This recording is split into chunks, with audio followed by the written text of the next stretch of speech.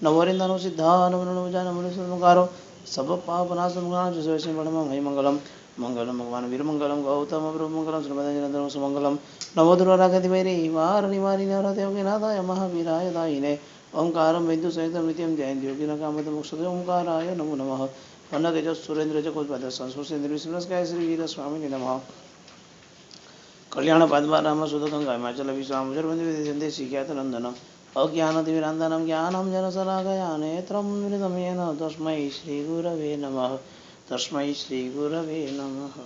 અનંત ઉપકારી અનંત કલ્યાણને કરનારા તારક તીર્થંકર શ્રમણ ભગવાન મહાવીર સ્વામી આ સંસાર સમુદ્રથી તરવા માટે અને મોક્ષ સુખની પ્રાપ્તિ પ્રાપ્ત કરવા માટે ધર્મ તીર્થની સ્થાપના કરી. ગયા શનિ રવિ અમે લોકો ભક્તિ યોગમાં હતા,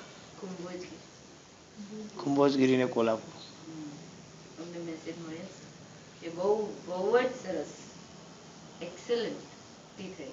પ્રભુ કૃપા.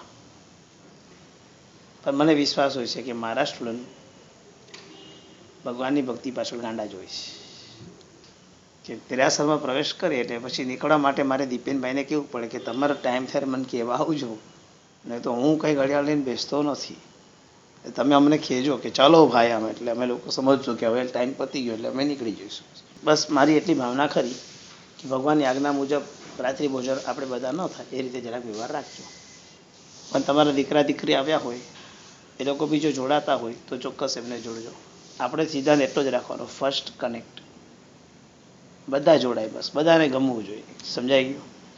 જે તમને ફેસિલિટી કેટલી મળી મહત્વ નથી, પણ તમને જે સાનુકૂળ હોય એ પ્રમાણે તમે નક્કી કરજો. બાકી બધી જવાબદારી તમારી છે, એમાં કોઈ ના નથી. હું તમને બધે કોઓપરેટ કરીશ. યસ, આપણે કરશું. ઓકે, ભક્તિ આપણે સાથે મળીને કરશું, આરાધના આપણે સાથે મળીને કરશું. હમણાં ત્યાં આગળ પનાલા ફોર્ટ ઉપર 22 મિનિટ જ્ઞાન ઝાડ નીચે અમે લોકો બધા બેઠા હતા.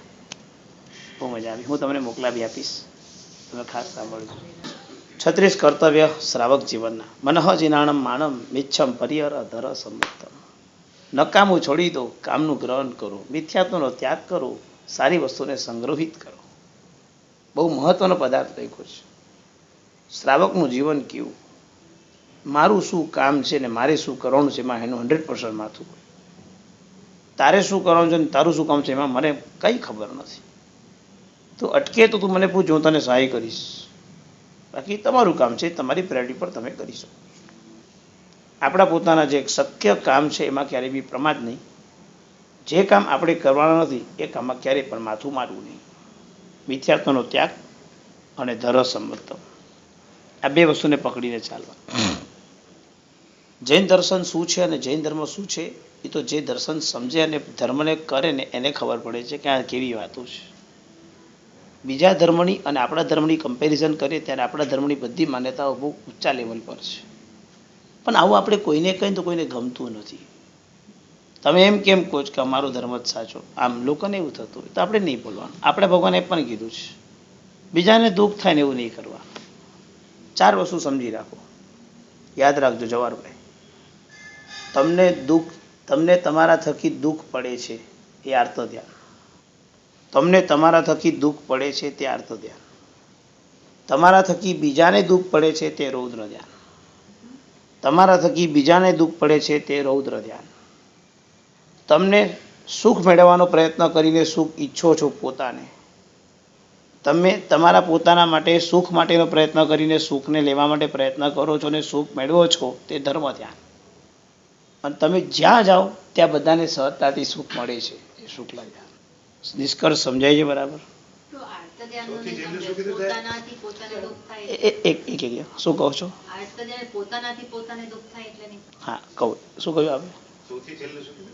તમે જ્યાં જાઓ ત્યાં સહજ તમારા થકી બીજા બધાને સુખ સુખ સુખ પ્રાપ્ત થઈ જાય. બધાને ગમે, અરે તમે આવી હવે મજા આવશે, બસ અમે તમારી રાહ જોતા. આ શુક્લ ધ્યાન. તમારી ગેરહાજરી લોકોને આમ મજા ન હોય, તમારી હાજરી લોકો આનંદમાં, હવે મજા આવી જશે.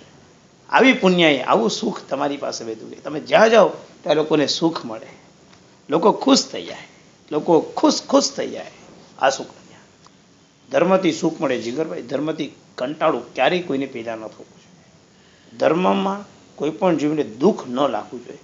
ધર્મમાં કોઈ પણ જોઈને કંટાળો ન આવવો જોઈએ, કારણ કે લોકો સુખ માટે દોડે છે, તો લોકો સુખ માટે ધર્મ કરે છે. તો ધર્મથી સુખ જ મળવું જોઈએ, દુઃખ કેવી રીતે મળે? વધુ સ્ટ્રિક્ટ અને વધુ કડક ધર્મ પાડવાથી અમે દુઃખી નથી થતા, અમને આનંદ મળે છે. પણ બીજો જીવ વધુ સ્ટ્રિક્ટ નથી પાડતો તો એ ખોટો નથી, એ બી આવશે અહીંયા. એને અમારે ખોટો નથી કહેવાનું, અને એને અમને જોઈને તમે તો સાવ જડ થઈ ગયા છો એવું પણ નથી કહેવાનું. અમારો ટોપિક એનો ટોપિક. માણસ કોઈ બી કક્ષાનો ધર્મ કરી શકે છે. પોતાનાથી પોતાને દુઃખ થાય ત્યાર તો ધ્યાન. ઘણી વખત લાઈફમાં એવો સમય હોય, દિવસના અમુક કલાક કે અમુક સમય એવો સમય હોય, પોતાની જાતે પોતાને મારવાનું મન થાય, પોતાની જાતે પોતાને મારે, પોતાની જાતે પોતાના વાળ ખીંચે, પોતાની જાતે પોતાના દિવાલનું માથું ભટકાવે, સ્વભાવ ચીડિયો થઈ ગયો હોય, એવું થતું હોય અંદરથી કે જે નીકળી જાય તો સારું, આમ અંદરથી એમ નીકળી જાય તો સારું. હા બસ ફ્રસ્ટ્રેશન, બધું કામ ભેગું થઈ ગયું હોય, બધું હા પાડી દીધી, પછી આમ ઝમેલો થઈ ગયો, એમાં વળી પાછું ઇસ્ત્રીના કપડાં લઈને બેઠા હોય, એમાં બેલ વાગે, એમાં ફોન વાગે, એમાં મોબાઈલ વાગે, એમાં તમારે ઘડિયાળના કાંટા ઠેકાણે ના રહેતા હોય, એક ફોન અહીંયા હોય, એક ફોન ઓલી રૂમમાં હોય, એક અહીંયા હોય, શું હાલત થાય. નાનું કુટુંબ સુખી કુટુંબ, મોટું કુટુંબ ગુણી કુટુંબ, મોટું ઘર ઓછું કુટુંબ મહાદુખી કુટુંબ. સફાઈ કરવાના નોકર ન મળે, પોતાની જાત ચાલે નહીં એવું હાલત છે. પોતાનાથી પોતાને દુઃખ મળે કે ન મળે, આ બસ આ સીધી એંગલ. પોતાનાથી પોતે દુઃખી થાય, આરતો ત્યાં સમજાવ્યું બરાબર? શા માટે કોઈને પણ એવું કહેવાનું કે જેને દુઃખ થાય પછી તમને દુઃખ થાય, અથવા બોલ્યા પછી તમને પસ્તાવો થાય? આરતો ધ્યાન ને રૌદ્ર ધ્યાન. દુઃખ મને ન થવું જોઈએ, દુઃખ બીજાને ન થવું જોઈએ. બસ આ સીધું જ સિમ્પલ સમજી લો. એવું કોઈ મારે કરવું જ નહીં કે જેને કારણે હું દુઃખી થાઉં, એવું કોઈ મારે નિમિત્ત લેવું જ નહીં કે જેને કારણે મારા કારણે લોકો દુઃખી થાય. સમજાય? બહુ સીધી ભાષામાં આરતો ધ્યાન રૌદ્ર ધ્યાન. આપણે કરવું જ નહીં એવું કે જેને કારણે આપણે દુઃખી થયા. મેં તમને પથ્થર માર્યો, પથ્થર તમને વાગ્યો, તમને લોહી નીકળ્યું, દુઃખી તમે તમારા કારણે થયા છો. તમારે દુઃખી ન થવો તો નહીં થાય. આ જ જગ્યા પર તમારો નાનો દીકરો તમારા ખોળામાં હોત અને એને પગ કદાચ ઊંચો રાખીને તમને માર્યું હોત અને એના પગનું નખ કદાચ અહીંયા લાગી ગયું હોત તો તમે કાંઈ નહીં કરતી. જો મારા પથ્થરની અણી વાગી અને તમને મારા પ્રત્યે દ્વેષ છે તો તમારા દીકરાએ તમને પગ માર્યું અને એના નખને કારણે તમને ત્યાં આગળ એક નાનકડો નખોરિયો જેવું લાગી ગયું તો તમને દુઃખ.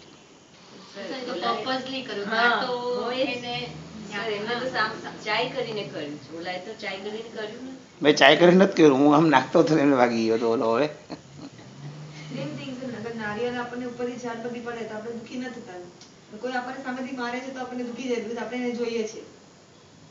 એટલે મતલબ હું તમને કહેવા શું માંગુ છું, પથ્થર તમને દુઃખી કરે છે એવું જે તમને લાગે છે, હકીકત દુઃખી તમે તમારા કારણે થાવ છો. મજાક મસ્તીના મૂડમાં કોઈ આપણને બે ઠોકશે તો આપણે દુઃખી નહીં થઈએ, મજાકના મૂડને કોઈ આપણે ઠોકશે તો આપણે દુઃખી થશું. તો કેમ ત્યાં બી તારે વાગી તો હતી થતા, ત્યારે કેમ દુઃખી ન થયા? તો કે ત્યારે અમારે દુઃખ નહોતું લાવવું એટલે ન લાવ્યા, અહીંયા અમારે દુઃખ લાવવું તો મેં લાવી દીધું. દુઃખ અંદરથી પેદા થતો પરિણામ છે. ખ્યાલ આવ્યો બરાબર? બીજા થકી હું દુઃખી થાઉં છું, બની શકે તમે એવી મેન્ટાલિટી રાખશો કે આ મને દુઃખી કરે છે તો ઓલવેઝ એ કંઈ બી કરશે તો તમને દુઃખ લાગશે. પણ તમે મેન્ટાલિટી ચેન્જ કરી નાખો, મને કોઈ દુઃખી કરતું જ નથી. હમણાં એક જગ્યાએ મને એક બેન મળ્યા હતા, મને પકડવાની કોશિશ કરી. તમે મને આમ કીધું હતું કે આમ કરજો તમે, તો પછી આમ કંઈ કર્યું નથી, આમ છે તે છે. એટલે મેં બેનને છેલ્લે જ આપ્યો, હું બહેનોનું સાંભળતો જ નથી. બેન શાંત થઈ ગયા, વાર્તા પતી, હું જતો રહે. હવે કાંઈ યાદ બી ન હોય મેં કોને શું કીધું, કંઈ યાદ હોય કે આ બધું અમને લોકોને? તો આમે યાદ શક્તિ ઓછી છે, આ બધું ક્યાં યાદ રહેવાનું? મેં બેનને કહી દીધું હું બહેનોને સાંભળતો જ નથી. પતી ગયું. તમને હું નથી કહેતું પણ ધ્યાન રાખજો, ના તો બધાને મોઢાને ચડી જાય. મારા ખાસ સ્ટુડન્ટને હું સાંભળું છું, ચિંતા નહીં કરતા, મારા ખાસ રહેજો. આરતો ધ્યાનથી તિર્યંજ ગતિ બંધાય, રૌદ્ર ધ્યાનથી નરક ગતિ બંધાય. આરતો ધ્યાનથી તિર્યંજ ગતિ, ઈષ્ટનો વિયોગ, ડગલે ને પગલે આપણને આરતો ધ્યાન ચાલતું હોય. મળ્યું, આ ગમ્યું, આ ન ગમ્યું, આમ ફાવ્યું, આ ન ફાવ્યું, મને પ્રોબ્લેમ છે, હું તો માંદી છું. આરતો ધ્યાન બંધ કરો. હવે થતું હોય તો હું કઈ બચાવીશ થોડી, બંધ કરો. એ ન થવાનું, એ તો કહું છું. તો રડવાનું શું? આત્મા મરે છે? કોણ મરે? શરીર મરે છે ને. જો ભાઈ તમારો સ્વભાવ થઈ જાય એને હું કાંઈ ન કરી શકું. કર્મસત્તા મારી બેંક નથી કે મારે તમારા બધા માટે ફૂલું કરે. એ તો તમને જો આ ગયો એટલે પતી ગયું. એટલે રડું આવી ગયું એ હું સમજી શકું છું. એમાં આશય કયો છે એ મને ક્લિયર જોઈએ. તમને એમ રડું આવી જાય કે એક દિવસ એ ગયું કાલે હું જતેશ મારું શું થશે, તમે આવું રડ્યા આવો આ ભાવના તો સારું છે. તમે જ વસ્તુને એ રીતે રડ્યા આવો કે આજે આનું આવું થયું, કાલે મારો નંબર બી આવવાનો, તો હું આમને આમ ધર્મ કરીને જતો રહીશ તો મારું શું થશે? હું કઈ ગતિમાં જઈશ? જો આને છેલ્લા ઘડીએ ધર્મ ના મળ્યો, કેવું દુર્લભ છે. અને હું જો હજુ હવામાં ફરું છું, એ રીતે તમને રડવું આવે તો સારી વાત છે. બસ તમને એમ થાય હા મને છોડીને જતો રહ્યો, એના દીકરા નાના છે, હવે કેમ કરશે, એ કેમ મોટા થશે, એનું શું થશે. બહુ નાની વયની અંદર મારા ઘરે મારા કાકીઓ ત્યાં હતા, તે વખતના સમયમાં બધા બહેનો મોટા મોટા આવ્યા હતા અને બહેનો રડતા હતા અને કંઈક ને કંઈક બોલતા હતા અને હું આમ સાંભળતો હતો. દીકરો નાનો રાખીને મરી ગયા અને હવે શું થશે. મેં હું કરે છે બધા લોકો. ત્યારે તો બહુ નાનો, મારી ઉંમર તો 5, 6, 7 વર્ષની હશે કદાચ. અને ઘરમાં આવું બધું વડીલો આવું બોલતા એટલે હવે આપણે તો બીજું કંઈ ખબર ન પડે. આમ બોલે એટલે તમે બધાને જાણે રડાવવાની ટ્રાય કરતા હોય ને એવી રીતે બોલતા. મને બહુ ગમ્યું ન હતું. મને લોંગ ટાઈમ ત્યાં બેસવા પણ ન દીધું. એ લોકો બોલનારા શબ્દો મને હજુ કામમાં છે. હા એ ઘરમાં હજુ વડીલો બેઠા છે ને અડધેથી જતા રહ્યા ને આમ ને બધું બોલતા હતા. હવે ભગવાનને સ્તવન ગાઉં ને એના કરતાં ભગવાનના કંઈક સારા. પણ એ વ્યવહાર હશે આપણો, કદાચ એવું બોલવાનું હશે. નાનીજમાં ગયા છે તો આવું વડીલોને આવડતું હશે ને બીજું તો કંઈ બુદ્ધિ લગાડવાની નથી. પણ આ ધ્યાન તો ધર્મ પામેલા આત્માઓ સ્વયં એમ કહી દે કોઈ રડતા નહીં. મેં બી પણ જોઈ છે પ્રાર્થના સભાઓ કહીને ગયા હતા કે મારા મૃત્યુજી કોઈની આંખમાં આંસુ ન જોઈએ. અને મારી મમ્મી કહીને ગઈ હતી બેટા મારા મૃત્યુ પછી તું કોઈને રડાવતો નહીં, કોઈ વ્યવહાર કરતો નહીં, કોઈને શોખ પડાવતો નહીં, કોઈની પાસે પૈસા લેતો નહીં, કોઈને કશું કહેતો નહીં, કોઈને ત્યાગ નિયમ આપતો નહીં. મેં પોતે સ્મશાનમાં જાહેરાત કરી હતી કે મારા મમ્મીએ ના પાડી કોઈ શોખ પાડવા નહીં, કોઈએ કશું કરવું નહીં. એ પામીને ગયા છે અને આપણે બધાએ પામવાનું છે. દુઃખ હતું માનો એટલે આપણને દુઃખ તો લાગે, પણ રડવાની ના પાડી હતી. આંસુ આવે ને તરત દૂષી નાખતા, કારણ કે એમનું વચન પાડવું જરૂરી હતું. પણ આંસુ કંઈ એમ ન આવે એવું તો ન બને, સમજાય છે. સ્વયં દુઃખી થવું ત્યાર તો ત્યાં મનોજીનાણ માણમ મીછમ પર્ય ધર સમતમ 26 આવશ્યમ. સૌથી જલ્દી અને મહત્વની ભૂમિકા છે 6 પ્રકારના આવશ્યક. 26 આવશ્યમ. શ્રાવક જીવનમાં દરરોજ પ્રતિક્રમણ કરવાનું લખેલું છે. શ્રાવક દરરોજ પ્રતિક્રમણ કરે, ફરજિયાત ક્રિયા છે પ્રતિક્રમણ. બીજું કાંઈ થાય કે ન થાય પ્રતિક્રમણ થવું જોઈએ. જીવનમાં તમે એમ બનાવો કે મારી આ એજ પછી મારે ધર્મમાં પ્રવેશ કરવો છે. પહેલો પ્લાન બનાવજો, મારું પ્રતિક્રમણ મારે શરૂઆત કરવી છે. આ પહેલો પ્લાન બનાવજો. મારું પ્રતિક્રમણ મારે સ્ટાર્ટ કરવું છે. આ પહેલો પ્લાન. 26 આવશ્યક. સામાયિક ચોઈસો તો વાંધના પડી કોણ કૌશક પચકાર. આ જવાહરભાઈ અને અમારા સરોજભાઈ કેટલા ખાડા પાડો જ પ્રતિક્રમણમાં કરો છે એમ નહીં. આપણે પેલા ચોખ્ખું પૂછીએ પછી અનુમોદના કરી. ભાઈ સ્ટુડન્ટ છે તો એમને કંઈ એમને અનુમોદના નહીં થાય. એક બે તો મારા લિસ્ટમાં મને ખ્યાલ છે કે એક વખત મારા વખતે તમે છોડેલું છે મને ખ્યાલ છે. માંદા પડ્યા હતા ને અમે બંધ કરી નાખ્યું હતું કે મને કીધું હતું. હા 2015 કીધું ને, 16માં જોતું તો સારું. 16માં કેવી હાજરી પૂરી બોલો. આ અનુમોદના કરવાની તૈયારી કરી મેં હાજરી ઊંધી પૂરી. 26 આવશ્યકનું મિનિંગ છે અવશ્ય કરવું. અને તમને બીજી ઓપ્શન રાખું છું, પ્રતિકોણની ક્રિયા તો કરવી જ જોઈએ. અત્યારે તમારી હજુ એજ નાની છે તો નાની એજમાં ન થાય એવું નથી, પણ તમે કરતા નથી. 2-3 ઓપ્શન હોય. તમને કરવું ન એવું નથી, પણ તમે હજુ એ બાબત માટે હજુ સેટ નથી. બીજું કાંઈ ન સમજાય તો જ્યારે રાત્રે સુવા માટે જાઓ ત્યારે નૌકાર કે જે પણ કાંઈ ગણો ત્યારે તે વખતે બધાને બિછાવી દોકડમ કરીને સુવા. ગમે તેવી ઊંઘ આવતી હોય, ગમે તેનું મૂળ થયું હોય, ભલે બધા વ્યક્તિને તમે યાદ ના કરતા, અને આખા દિવસમાં દરેક માણસો સાથે ભટકાયા જે બી કંઈ રાગ દ્વેષ થયા બધાને માફી માંગીને સૂજો. આ માફી માંગીને શું એ પ્રતિકોનો એક સાર છે. આ પ્રતિક્રમણ નથી પણ એનો સાર ચોક્કસ. તમે કેવો પ્રશ્ન પૂછો ખબર સાહેબ? ઊંઘવા ન જોઈએ તો બેસીને તો ઊંઘવું જ જોઈએ. હું જાઉં છું આપ તમને એમ લાગે છે હું તમને એમ કહીશ આની જગ્યાએ ચાલશે એવું લાગે છે?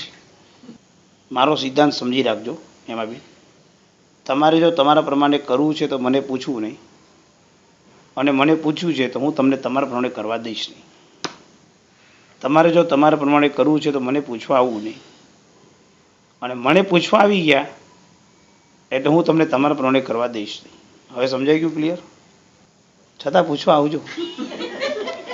હવે પૂછવાનું જ બંધ કરો, બિંદાસ આપડે સમજાઈ ગયું કે હવે પૂછવું જ નહીં. ઇન્જેક્શન જ મારી દો તો બચારા કે ના ના આવજો પૂછવા. સમય હોય તો સામે અધિકરણ બંને કરવા. સમય એવો હોય કે 1 જ કલાકનો. ના ના એવું નહીં કરવું. પ્રતિક્રમણમાં ન કરવાના. તમને સાચું કહું, નવપદની હોળી મહેસાણામાં અમે કરતા હતા. નવપદની હોળીમાં એવો નિયમ આવે છે કે નવપદની હોળીમાં તમારે આરાધના કરવી જોઈએ, એટલે એટલા ખમા સન્માન સાથ્યના અંતે. હવે અમે તો મહેસાણામાં ભણતા હતા. હવે તો અમે હતા સ્ટુડન્ટ, માંડ તો ત્યાં રહેતા હોઈએ. એમાં પછી હોળી પતે તરત એક્ઝામ આવે, એટલે હોળીના તો 15 દિવસ તો અમે લોકો આમ હાઈપરમાં હોઈએ.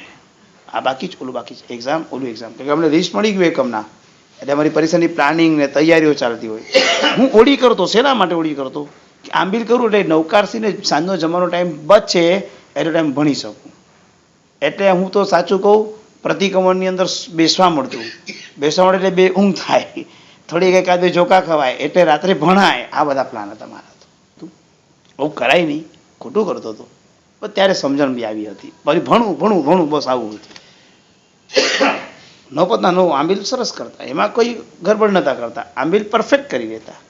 ઓલું કર્યું હોત તો મજા આવત. એવું કરો ત્યારે વગર પ્રતિક્રમણ તમે વર્ષિતપ કરો. વર્ષિતપ પૂરું થશે એટલે કોઈ મારા જેવો કે કોઈ સરસ નાની આવીને કહેશે આટલું કર્યું, આ રહી ગયું, તો તમને એવું ફીલ થશે કે આટલું બધું મેં કર્યું, આ રહી ગયું. એટલે ત્યારે કોઈક કહેશે, ભાવનાબેન જેવા, તમારા પિંકીબેન જેવા, કે ફરીથી એકવાર કર, આપણે સાથે કરીએ, તો બીજો વર્ષિતપ થઈ જશે એ બહાને. એટલે એને કારણે તમારી ગાડી આગળ ચાલશે. પછી ક્યાં વાંધો છે?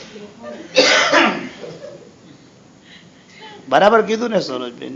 2 થાયમાં ક્યાં મને વાંધો છે? કોઈ વાંધો નથી.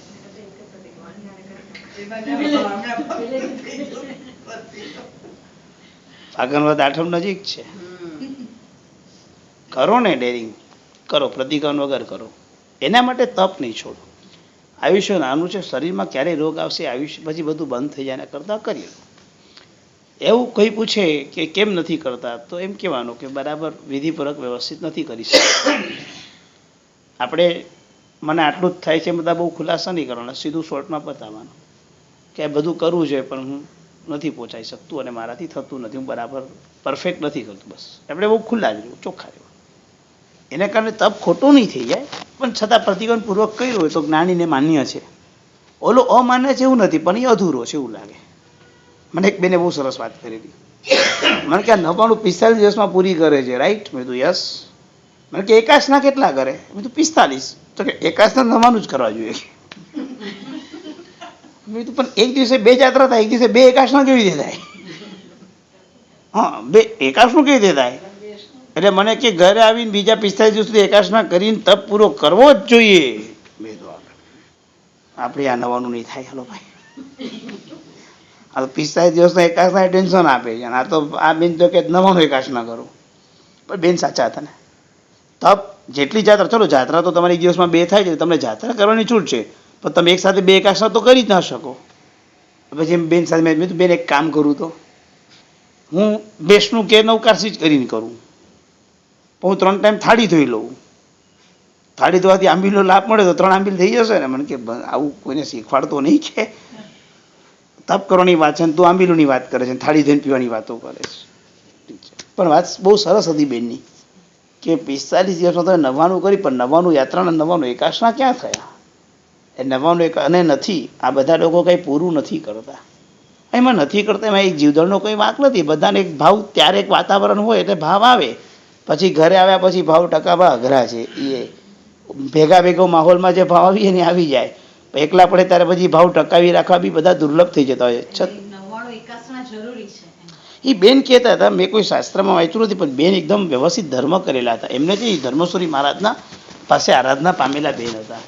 એટલી બેને 99 બધું કરેલું હતું. એટલે એ બેન પાસે જે બી કંઈ જ્ઞાન હતું, પણ આમ હતું થોડુંક સારું. એમ એ બોલે એટલે એમાં એમ તથ્ય લાગે આપણને કે નહીં, આ બેન આમ બધું પરફેક્ટ બોલે છે.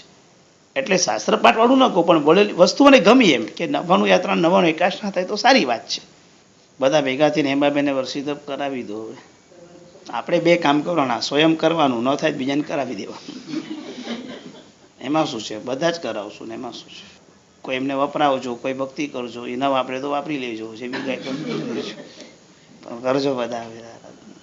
રીટાબેન કરાવશે ને, એ સંગત છે ને રીટાબેન. 365 દિવસ તમને વોટ્સઅપ પર સાદા પૂછશું બધા, તો ડીજીપી લખી દેજો છે. એટલે તમારે એટલું કામ અમે કરશું. આપણે બીજું તો શું કરે, રસોઈ બનાવતો તો કંઈ આપણને આવડવાની નથી. એવું થોડું ઘણું લઈશું કાંઈ કામ. તમે તો જો કરો ને, અમારા તો ભાવ અત્યારથી ચાલુ થઈ ગયા. જો હવે 26 આવશ્યક, 6 પ્રકારના આવશ્યક: સામાયિક, 24 વાનના, પડીકોન, કૌશક ને પચકાન. જ્યારે આપણે પ્રતિકોન કરીએ ને ત્યારે આ 6 આવશ્યક આવે. પ્રતિકોન કરતી વખતે સામાયિક લેવું પડે, માટે સામાયિક આવે. પ્રતિકોનમાં લોગસ સૂત્ર બોલો એટલે 24 આવે. પછી અહો કાયમ વાળું કરો એટલે વાનના સૂત્ર આવે. પ્રતિક્રમણ એટલે તમે પડીકોન માટે જે તમે ક્રિયા કરતા હો ત્યારે ઈચ્છામી ઠામી કૌશકા વગેરે સૂત્ર બોલીને મિચ્છામી દુક્કડમ કરો એટલે પ્રતિક્રમણ કર્યું કહેવાય. વંદિતું સૂત્ર પ્રતિક્રમણ કર્યું કહેવાય. કાયુસર્ક એટલે સ્પેશિયલ 4 લોગસનો, 12 લોગસનો, 20 લોગસના કૌશક આવે, કાયુસર્ક થયા કહેવાય. અને પ્રતિક્રમણની અંદર પચખાન લેવાનું. સવારનું પ્રતિક્રમણ તો નવકારસી, એકાશનું, વ્યાસનું, આંબીલ, ઉપવાસના આવે.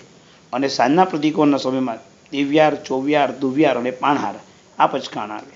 આ પ્રકારના પચખાણ, આ 6 પ્રકારના આવશ્યક રોજ બંને ટાઈમ પ્રતિક્રમણ કરવાના છે. પછી લેખું છે ઉદ્યુક્ત હોય પૈ દિવસ. શ્રાવકને તો આ કરવામાં ઉદ્યુક્ત હોય. ઉદ્યુક્ત એટલે આમ સમાર પડે ને કટાશનો આત્મા, સાંજ પડે ને કટાશનો આત્મા, એને તો ગમે. અને રિયલ મૂડી છે. જૈન શાસ્ત્રમાં ધર્મ પામ્યા પછી રિયલ મૂડી શું? સવાર સાંજ હિસાબ કિતાબ ક્લિયર કરવાનો. મિચ્છામી દુક્કડમ, મિચ્છામી દુક્કડમ, મિચ્છામી દુક્કડમ. સાંજ પડે ને સવાર પડે મિચ્છામી દુક્કડમ. શાસ્ત્રકાર લખે છે રાત્રે સૂતા પછી સપનામાં પણ કોઈ અશુભ વિચાર આવ્યો એનું મિચ્છામી દુક્કડમ. રાત્રે સુવામાં પડખું ફેરવ્યું ને એમાં પણ આપણો ઉપયોગ ન રહ્યો તો એમાં કદાચ કોઈ જીવની હિંસા થયો તેનું પણ મિચ્છામી દુક્કડમ. રાત્રે તમે પંખા નીચે સૂઈ ગયા તો પંખાના જીવની કિલામના થઈ એનું પણ મિચ્છામી દુક્કડમ.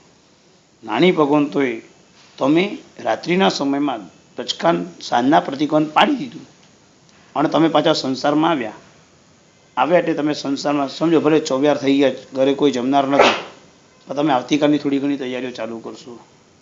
દૂધને ફ્રીજમાં મૂકી દેશો, વિધું હશે તો કંઈક નાનું મોટું કિચનનું તો કરશો ને. જે પણ કંઈક કરશો એટલે થોડી પાપમય પ્રવૃત્તિ થતી, એનું મિશન સવારે કરવાનું.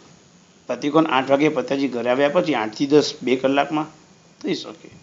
પ્રતિકોન કર્યા પછી આમ તો ટીવી ન જોવાય, પણ 24 થઈ ગયું આખા ઘરમાં 24 થતું તો સાંજે સ્વાધ્યાય કરવાનું ન શું છે કે ખાસ ગોઠવાઈ જાય સીધા ચશ્મા ઉલટા ચશ્મા જોવા માટે, તો શું થાય? એક પાપ બંધ કર્યું, બીજું પાપ ચાલુ કરી નાખે. એટલે આવું બધું બહુ થાય. આ બધું એવું છે.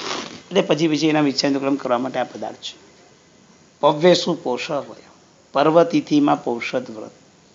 એક પૌષદ તો કરવાનો છે. હમણાં અમને પનાલામાં બહુ મજા આવી ગઈ. અમે ત્યાં આગળ જેવા પહોંચ્યા ને એટલે રૂમોમાં બધા બહેનોની ગોઠવણી થઈ, તો ભાઈઓ માટે તો કોઈ રૂમ બચી જ નહીં. અને 100 જણા હોય તો કેપેસિટી 75 હોય તો ક્યાંથી ઘુસાડે?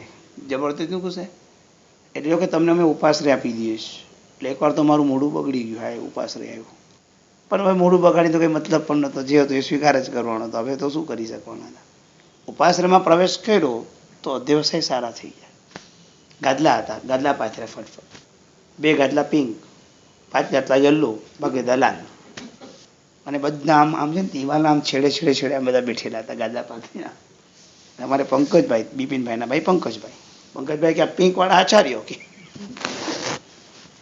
મેં કીધું આ યલો વાળા ઉપાધ્યાય, આમ એનો વર્ણ એટલે યલો આવે. તો કે લાલ વાળા કોણ? મેં કીધું સાધુન સિદ્ધ, બીજું શું? તો કે આ ઉપધી તો હોઈ જશું રાત્રે સંથારા, રાત્રિ પૌષદ આપણા બધા. કેવો પેલો ઉપાશ્રયમાં કેવો પરિણામ હશે, કેવા મહાત્મા નીકળીને ગયા હશે. ઉપાશ્રયમાં પ્રવેશ કર્યા પછી અમારા બધાના વિચારો આચાર્ય ઉપાધ્યાય સાધુ, આચાર્ય ઉપાધ્યાય સાધુ, આચાર્ય ઉપાધ્યાય સાધુ આમ રમતા હતા. આ વાઇબ્રેશન કેવું હશે? રિયલ, આમ નેચરલ, આમ અને એકદમ મૂળમાં રમતા હતા. એમાં વ્યાખ્યાની પાઠ હતી, તો કે આ પાઠ કોના માટે? ચલો ભાઈ દીક્ષા માટે પાઠ. આ રૂમ તો કે ઉપર ગોચરી વાપરવા માટે. એક નોર્મલ હતી, એક સામાન્ય વાત. પણ અમારા પરિણામમાં આનંદ હતો અને અમને એટલો તો આનંદ આવ્યો હોલ મળ્યો એમાં કે રાતના 1 વાગ્યા સુધી અમારી જ્ઞાન ગોષ્ઠી ચાલી.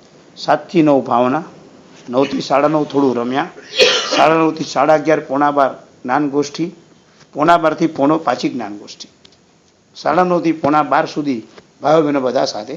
પોણા 12 બહેનોને રજા આપી સુવાની તૈયારી કરી. થોડાક લોકો જાગતા હતા. પોણા 12 થી 12:15 12:30 સુધી પાછી જ્ઞાન ગોષ્ઠી. પછી 12:15 આ બાજુ મજાક મસ્તી કરતા કરતા પોણો 1 વાગે સુઈ ગયા.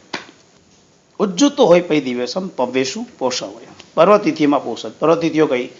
દર 14 પર્વતિથિ છે, દર 8મ પર્વતિથિ. મહિનામાં 4 પૌષદ તો મોનોરમાં આવે.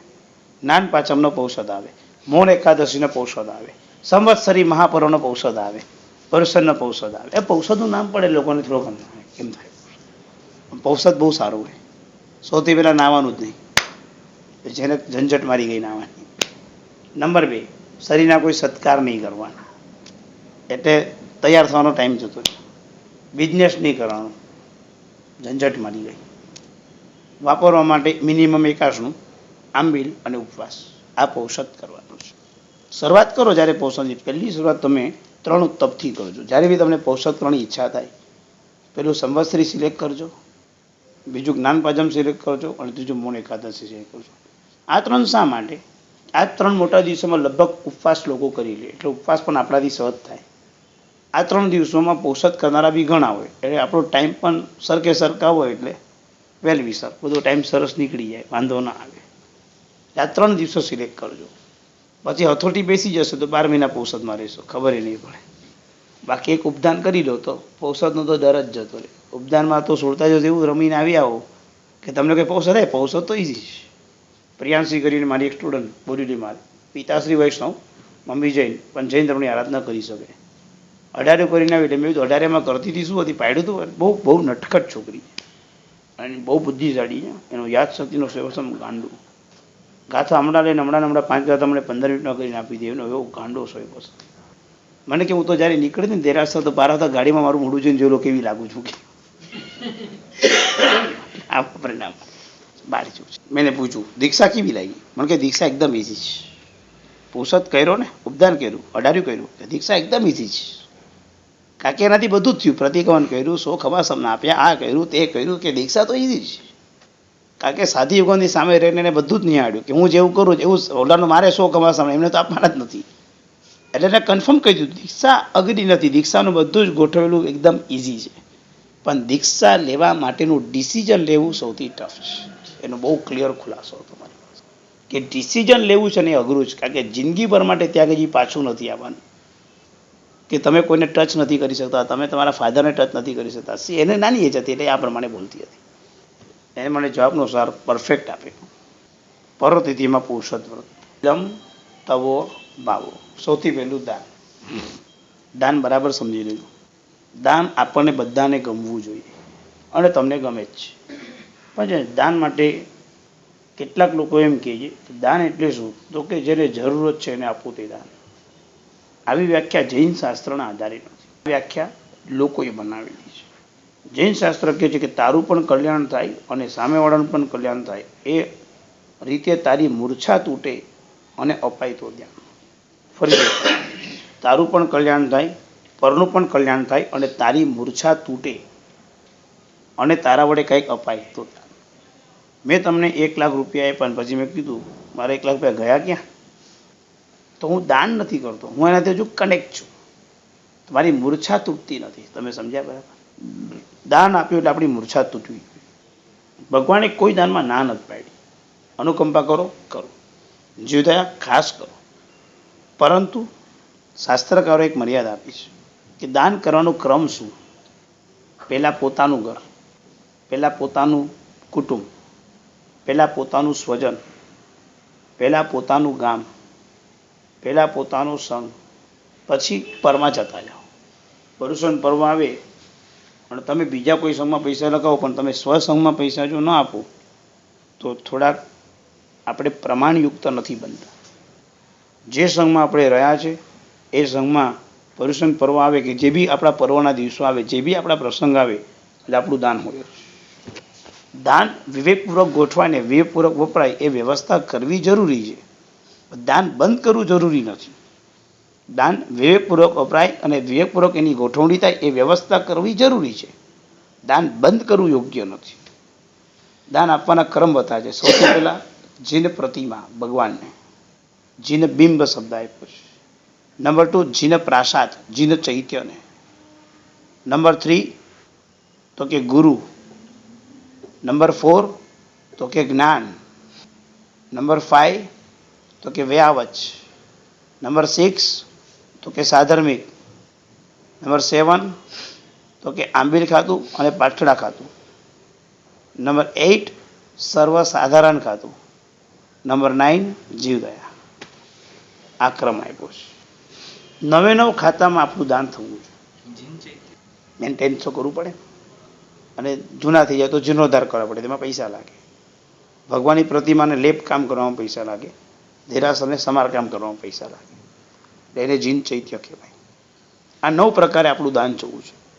બધે જ રિક્વાયરમેન્ટ છે, બધે જ આપવાનું. છતાં બી લોકોને જે ગમતું એમાં આપે, પણ કોઈએ કોઈને રોકવાના નહીં. દાન આપવા વખતે કોઈ દિવસ ના શબ્દ આવવો ન જોઈએ. દાન આપવાના વખતમાં જ્યારે આપવાની ઈચ્છા થાય ત્યારે પહેલાં નાથી સ્ટાર્ટ ન થવું જોઈએ. એટલે ગોરેગામમાં એક ભાઈ હતા, મને એમને બહુ સરસ પ્રશ્ન કરેલો, સાહેબ જ્યારે બી આમ છે ને દેરાસમાં ચડાવો થાય ને એટલે અમને ચડાવું લઈએ તો પહેલાં મારા મનમાં ના આવે, ના પૈસા અમે ચડાવું લઈએ પણ ખરી, અમે પછી ઉલ્લાસથી કરીએ, પણ સાહેબ પહેલાં મારા મનમાં જે ના આવે, જે અમને નુકસાન કરે, 50% એનું પુણ્ય આઉટ.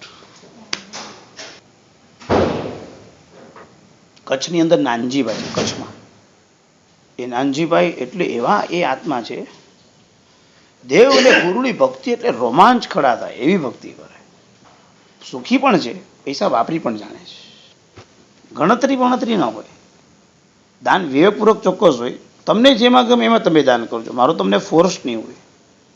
એવો સિદ્ધાંત નહીં બનાવતા કે રિક્વાયરમેન્ટ હોય ત્યાં દાન. રિક્વાયરમેન્ટ ક્યાં નથી પ્રશ્ન છે. એટલે રિક્વાયરમેન્ટ હોય ત્યાં જ દાન, એવો વિકલ્પ નથી કરવાનો. દાન આપણે આપણી મૂર્છા છોડવા માટે કરવાનું છે. તમને જેમાં ગમે એમાં કરજો, પણ દાન ધર્મ છોડતા નહીં. રોજ સવારથી સાંજ પડે એટલે એક દાનવાળું કામ કરીને ઘરે પ્રવેશ કરવાનો.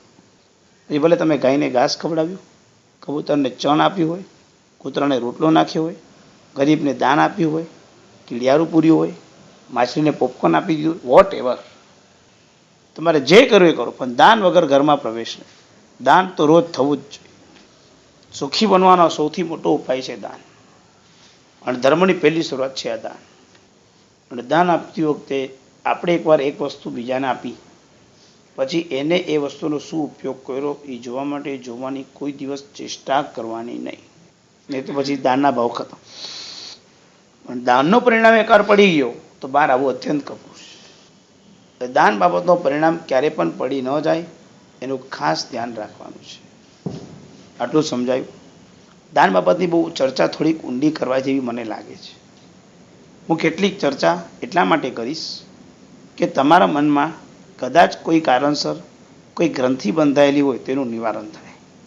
જીન બિંબમાં કેવી રીતે દાનની જરૂરત પડે, જીન ચૈત્યમાં અત્યારે ક્યાં રિક્વાયરમેન્ટ છે, ગુરુ ભગવંતમાં ક્યાં રિક્વાયરમેન્ટ થાય, વ્યાવચમાં કેવી રીતે પૈસાની જરૂર પડે, સાધર્મિકમાં કેવી રીતે જરૂર છે, સર્વસાધારણ એ કેટલું મહત્વનો પાઠ છે, આંબીલ ખાતું ને પાછડા એ કેમ મહત્વનું છે, અને જીવદયા કેમ મહત્વની છે. આ બધા ખાતા ભરેલા રાખવાના. એક વખત એક વડીલ સાથે યાત્રામાં ગયો હતો.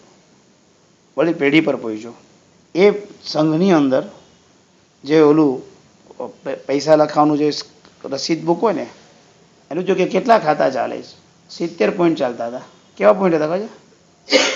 યાત્રિક ભવન ખાતે, ગાદલા ખાતે, કબાટ ખાતે, કૂતરાના રોટલા ખાતે, આવા ખાતા હતા. તમે સમજ્યા? યાત્રિક ભવન ખાતે, ગાદલા ખાતે, એટલે લોકો ગાદલું અમારે એવા ખાતા પડેલા. 70 વસ્તુ લખેલી હતી. 70. આપણે કે એક કામ કરો, બધામાં 10-10 રૂપિયા લખો, હાલો. બોલો મહેતાજી કામ પર લાગી, બધા 10 લખ્યું. મેં કીધું કે આવું કેમ કર્યું? પણ કે જો આ લોકો આટલા ખાતા રાખ્યા હોય ને, બધા ખાતા ચાલુ રહેવા જોઈએ, અટકવા ના જોઈએ. કોઈ લખાવે છે તો એ લોકોના આટલા ખાતા ચાલે કેવી રીતે? આપણે બધા ખાતા ચાલુ રાખવાના. જો આ પરિણામ કેટલો સરસ કહે, બધા ખાતા ચાલુ રાખવાના. આ પરિણામ મહત્વ. ખ્યાલ આવી ગયો બરાબર? દાન પર કેટલીક વાતો હજુ બાકી છે, આવતા ક્લાસમાં લઈશું. જય શુક્રમ સર્વપ્રદાન હોય મંગલમ. પચખાન, આજે તમે દાન બાબતમાં જાણ્યું છે. તમારે દાન કરવું એ જરૂરી નથી, પણ દાન કોઈ કરતો હોય અથવા તમને દાન કરવાની ઈચ્છા થાય તો તમારા પાસે ના શબ્દ આવવો ન જોઈએ મનમાં. સૌથી અઘરું છે, બરાબર લેજો. નવરદાન અર્યાસકમ સીધા સંધાન ઓછી રહી.